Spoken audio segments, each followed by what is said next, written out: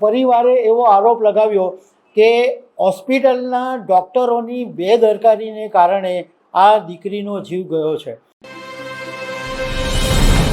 સુરતમાંથી એક બહુ જ દુઃખદ અને ચોંકાવનારા સમાચાર સામે આવ્યા છે। તમે આ સાંભળીને આઘાત અનુભવશો કે એક 10 વર્ષની દીકરી હસતી રમતી હતી, એક પગમાં સામાન્ય ફ્રેક્ચર થયું, હોસ્પિટલમાં દાખલ થઈ અને હોસ્પિટલમાંથી ઘરે પાછી આવી જ નહીં। ઘરના લોકોએ દીકરી ગુમાવી એટલે પરિવારે એવો આરોપ લગાવ્યો કે હોસ્પિટલના ડૉક્ટરોની બેદરકારીને કારણે આ દીકરીનો જીવ ગયો છે। તો આના વિશે તમારી સાથે વાત કરીશ। મારું નામ રાજેશ શાહ છે અને તમે જોઈ રહ્યા છો ગુજરાતના સૌથી મોટા ડિજિટલ ન્યૂઝ પ્લેટફોર્મ ખબરછે.com। સુરતમાં રહેતી એક 10 વર્ષની દીકરી જેનું નામ ધ્રુવી રાકેશ પવાર છે, એ થોડા સમય પહેલાં એની મમ્મીની સાથે સ્કૂટી પર જઈ રહી હતી અને જ્યારે સ્કૂટી પર જઈ રહી હતી ત્યારે એક સામે બીજા સ્કૂટીની સાથે એક્સિડન્ટ થયો, અથડાઈ। તો આ જે ધ્રુવી છે એના પગની અંદર સામાન્ય ફ્રેક્ચર થયું। હવે ડૉક્ટરને બતાવ્યું એટલે ડૉક્ટરે કીધું કે ઓપરેશન કરાવવું પડશે, એટલે એપલ મૈત્રેય હોસ્પિટલ છે એમાં ધ્રુવીને દાખલ કરવામાં આવી। હવે ધ્રુવીને દાખલ કરી અને ઓપરેશન કર્યું એ પછી ધ્રુવીનું મોત થઈ ગયું। એટલે પરિવારના લોકોએ એવો આરોપ લગાવ્યો કે અમારી દીકરી જ્યારે ઓપરેશન માટે ગઈ ત્યારે હસતા ગઈ હતી અને કોઈ જાતનો કોઈ પ્રોબ્લેમ હતો નહીં અને ઓપરેશન પછી કોમામાં સરી પડી। તો આ ડૉક્ટરોની બેદરકારીને કારણે મોત થયું છે। પરિવારના લોકોએ ખટોદરા પોલીસ સ્ટેશનની અંદર ફરિયાદ લખાવી છે અને આ ઓપરેશનની અંદર જે 3 ડૉક્ટરો સામેલ હતા એમાં એક ડૉક્ટર નિહાર મિયાણી, ડૉક્ટર નીતિન દવે અને હોસ્પિટલના સંચાલક ડૉક્ટર પ્રણવ ઠાકર, આમની સામે આરોપ લગાવવામાં આવ્યો છે કે આમની બેદરકારી છે।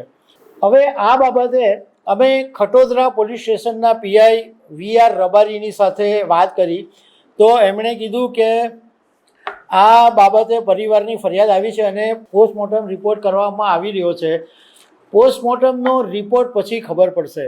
રબારીએ અમને કીધું કે સરકારની એવી ગાઈડલાઈન છે કે આવા મેડિકલના કેસની અંદર જ્યારે પીએમ રિપોર્ટ આવી જાય તો મેડિકલ કમિટી જે બનાવવામાં આવેલી છે એમાં 5 સભ્યો હોય છે।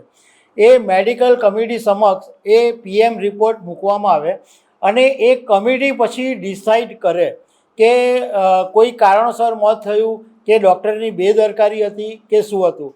એટલે મેડિકલ કમિટીનો જે રિપોર્ટ આવશે એ પછી પોલીસ એની આગળની કાર્યવાહી કરશે।